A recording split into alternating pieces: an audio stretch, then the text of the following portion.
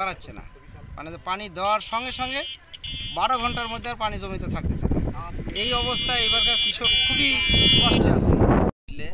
খালে মাছ চাষ করার কারণে, পানি শুকানোর কারণে আমাদের ধান সেচের সময় পানি পাওয়া যায় না, কৃষকে পানি পায় না। জোর দখলভাবে খাল দখল নিয়ে খাওয়ার কারণে আমরা পানি পাই না, ধান সেচতে পারি না, এই জন্য আমাদের অনেক ক্ষতি হয়।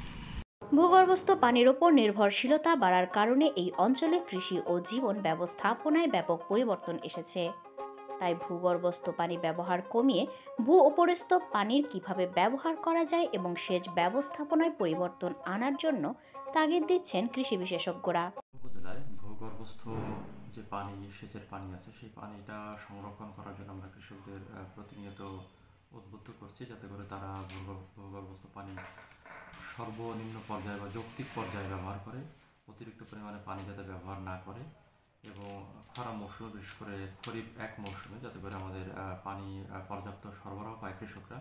সেজন্য বিএডিসি এবং বিএমডি কর্তৃক যে খালগুলো খনন করা রয়েছে, সেই খালে যেন পর্যাপ্ত পানি ধরে রাখা যায় এবং এই পানি যেন কৃষকরা তাদের কৃষি কাজে অর্থাৎ সেচের কাজে ব্যবহার করতে পারে, এই বিষয়টি তদারকি করার জন্য আমি বিএমডি এবং বিএডিসি ঊর্ধ্বতন কর্তৃপক্ষের সাথে কথা বলবো। পাশাপাশি আমরা পানি যেন যৌক্তিকভাবে সেচে ব্যবহার করা যায়, এই জন্য আমরা প্রত্যেকটি ফসলে এখন এডাব্লিউডি পাইপের ব্যবহার করছি। এডাব্লিউডি পাইপ অত্যন্ত আধুনিক একটি প্রযুক্তি, যার মাধ্যমে স্বল্প পানি খরচ করে ফসল উৎপাদন করা সম্ভব হচ্ছে।